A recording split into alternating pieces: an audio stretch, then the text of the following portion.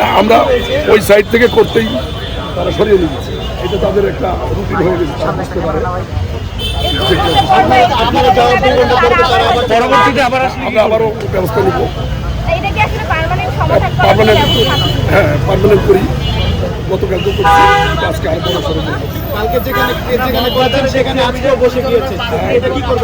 আসলে এভাবে নির্মূল করা বড় কঠিন হয়ে যাচ্ছে। আমাদের